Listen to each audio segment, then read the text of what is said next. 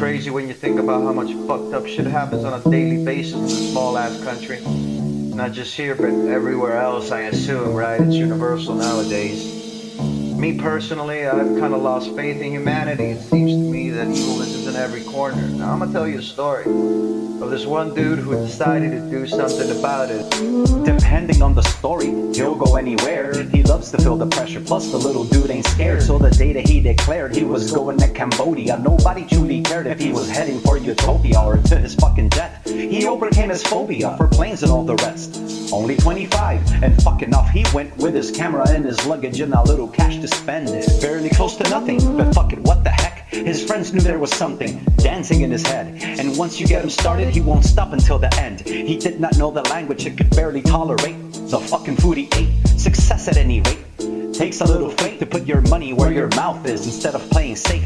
And that's exactly how he ended in a place that could not be more foul, called 11K. He couldn't figure out how in the middle of Now Spain you could go out shopping for a sexual slave, barely old enough to spell out her own name, working in a house where she would never see the day.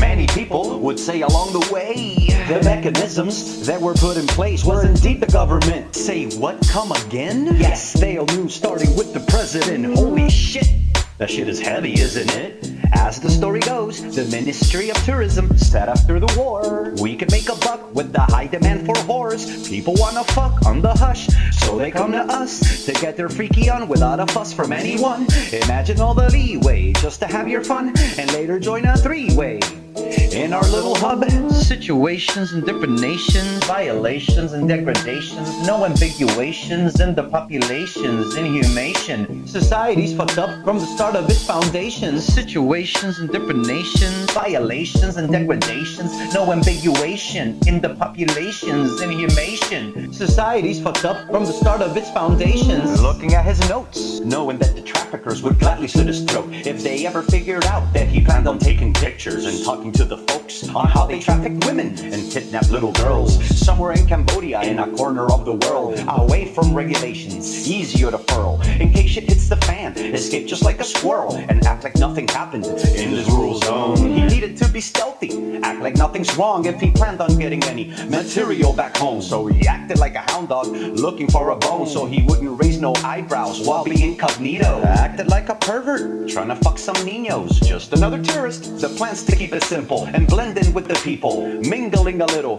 getting ever closer to these evil dealers. Imagine his excitement when it finally happened. Despite this little hellhole was heavily guarded, he got to see the brothel and the way these people ran it, which was even worse than awful. You wanna bone a minor? They take you to a pink room for just a few more dollars. They have a catalog with pictures of the models. We're talking 6-year-olds on a silver platter for you to pick the one that fucking gets you harder. He wrote an article for a paper called El Diario de El Mundo with details of it all, with names of all the places and the ones that were involved. The pictures were amazing, as he could recall, cause after 30 years of experiencing that horror, he decided to revisit again that place of sorrow. Cause after all these years, somebody's gotta wonder what happened to those people after everything went under. Situations in different nations, violations and degradations, no ambiguations in the populations, inhumation. Society's fucked up from the start of its foundations. Situations in different nations, violations and degradations,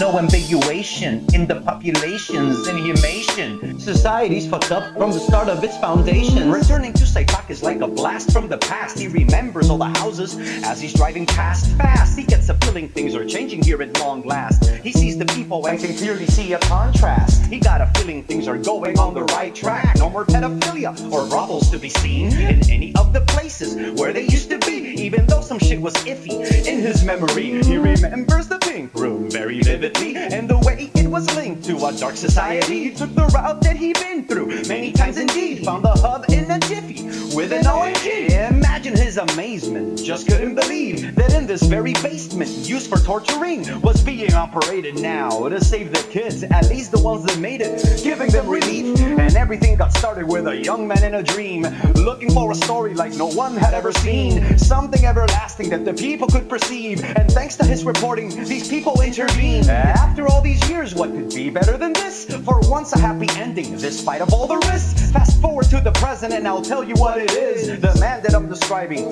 really does exist. His last name is Jimenez, his first name is David. Look him up, my nigga, even if you gotta read, cause some things are worth reading. Wouldn't you agree? To see how much change one person can achieve. Situations in different nations, violations and degradations, no ambiguations in the populations, inhumation. Society's fucked up from the start of its foundations. Situations in different nations, violations and degradations, no ambiguation in the populations, inhumation. Society's fucked up from the start of its foundations.